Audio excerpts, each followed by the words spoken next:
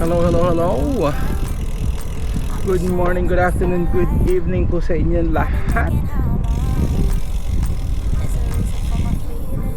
Iyon, welcome back po tayo. Welcome back. It's been a while since nag-ride tayo a month because of my yung eye operation, eye surgery. Basta may ginawa sa mata ko, tinanggal yung katarata sa mata ko. So because I cannot ride for 1 month for ko lang, sabi ng doktor baka raw malaglag mata ko. Joke lang. Yan, dito tayo sa Khalifa City.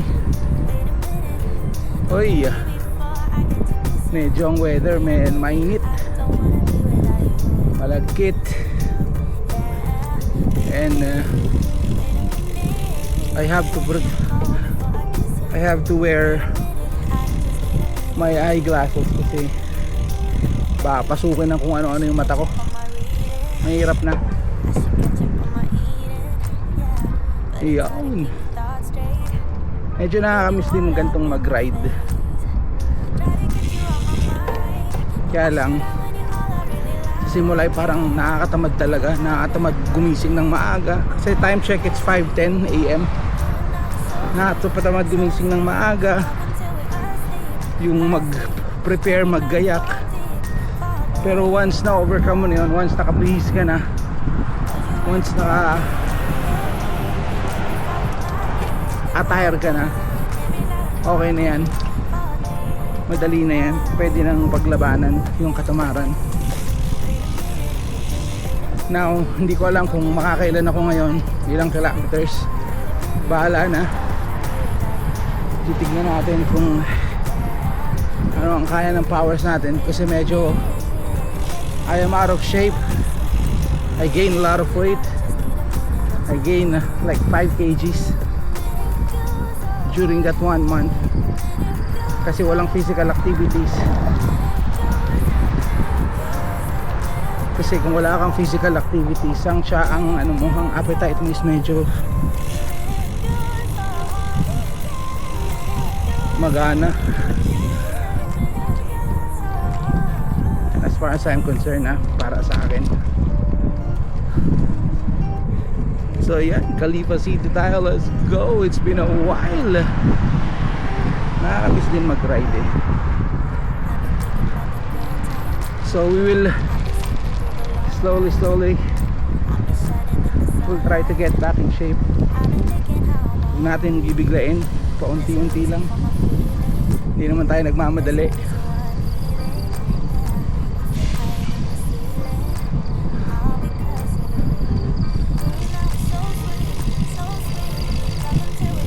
Anyway, shout out sa lahat ng mga nandiyan. Thank you very much po sa inyong suporta, pagtitiwala. Yan.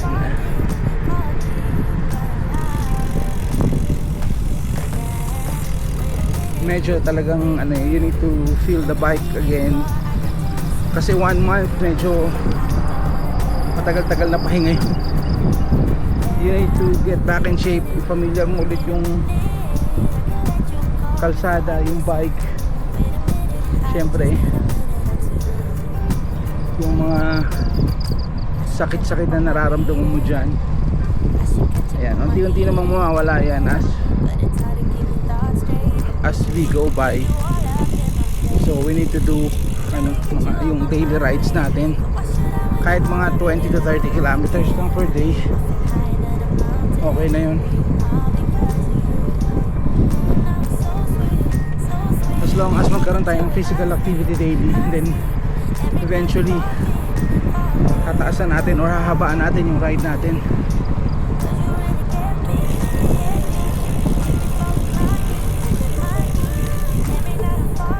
And then we need to get back. Kailangan natin seryosoin ulit yung ating diet kasi weight loss goes hand in hand, kumbaga diet at saka physical activity.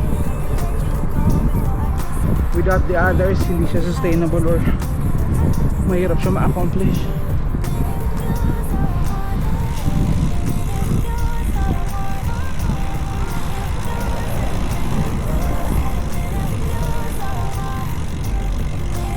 Huwag ko lang sanang makalimutan na ako ay nakaklip sa bike para hindi tayo sumemplang. Medyo yung hangin, yung ano ngayon, medyo manipis ang ano, ang hangin. Masingaw yung lupa.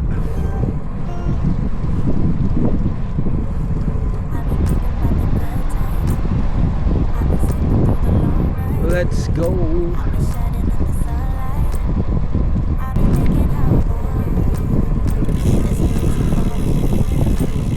Yun na nga, ano, mag-e-exit na tayo dito. Exit na ako dito. So ano lang tayo, 20 kilometers lang.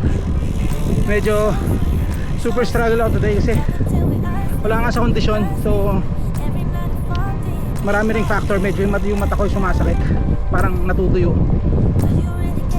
Tapos mahirap huminga dahil mainit yung singaw ng lupa. Ang main factor is talagang wala tayo sa kondisyon, because I gain a lot of weight. So medyo mabigat ang katawan natin. So unti-untiin lang natin to. We'll slowly try to get back in shape. Then yan, tsaka natin pupukpukin ulit. Kailangan malagpasan lang natin tong initial state na wala sa kondisyon eh. Kasi slowly by slowly naman mag-i-improve naman yung conditioning natin.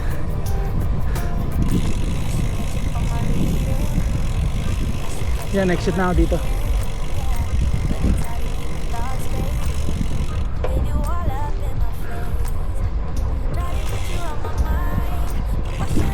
Morning.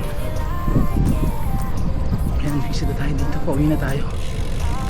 Talagang buong katawan ko ay sumasakit eh. Kailangan natin ng malupit na conditioning. Uy, naku po.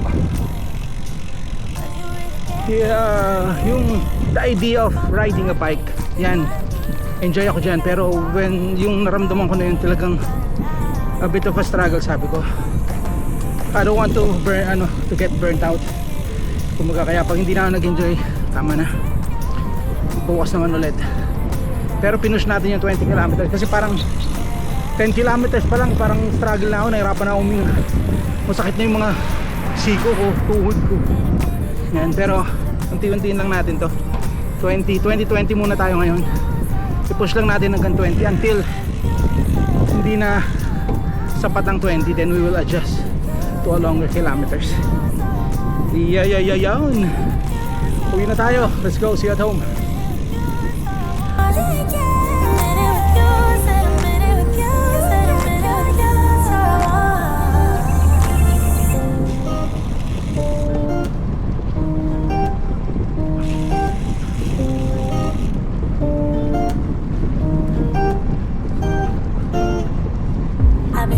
The good times, I've been sleeping through the long nights, I've been shining in the sunlight, I've been